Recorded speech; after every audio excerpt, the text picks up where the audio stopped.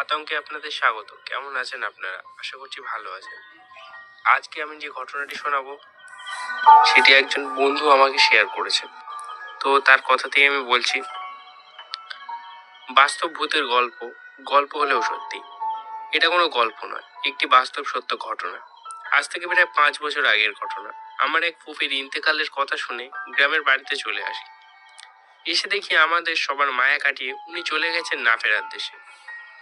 যাই হোক, তার মৃত্যুর সংবাদ মাইকে প্রচার করার পর কবর খুঁড়তে কিছু লোক ব্যস্ত হয়ে পড়ে। কবরের বাঁশের বন্দোবস্ত করা হলো আমাদের বাঁশবাগান থেকে।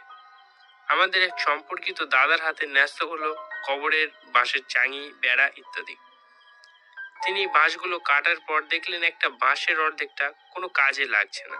তাই তিনি সেই অর্ধেকটা বাঁশের বাতি দিয়ে বসার জন্য উঁচু পিঁড়ে মতো বানালেন।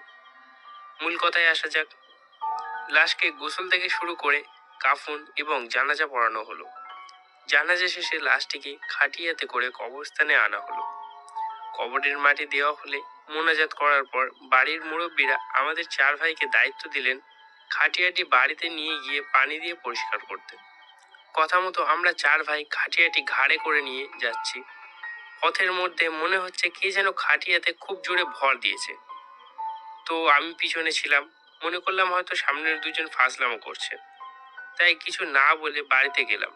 বাড়িতে যাওয়ার পর ওদের বললাম, তোরা এরকম ফাজলামি করছিলি কেন? ঘাড় ব্যথা হয়ে গেছে। এভাবে কেউ খাটিয়া ধরে সবটুকু ভর আমাদের দিকে দিয়েছিলি? আমার বড় ভাই রেগে গিয়ে বলল, তোরাই তো সামনের দিকে ভর দিয়েছিস আর উল্টো কথা বলছিস।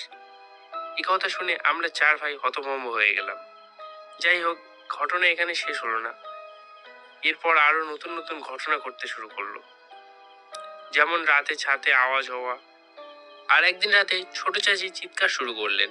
সবাই তার কাছে গেলে তিনি ভয়ে ভয়ে বলতে লাগলেন, যখন আমি বাইরে বারান্দায় ছিলাম তখন মনে হলো বাথরুমের চালাটিতে কি যেন মচমচ করে জোরে হেঁটে যাচ্ছে। একটা টিনের চালা থেকে বাথরুমের ভিতরে বিকট শব্দ হয়ে পড়ে। আমি কাছে গিয়ে দেখি না, কিছুই হয়নি, সব আগের মতো জায়গায় ঠিক মতো আছে।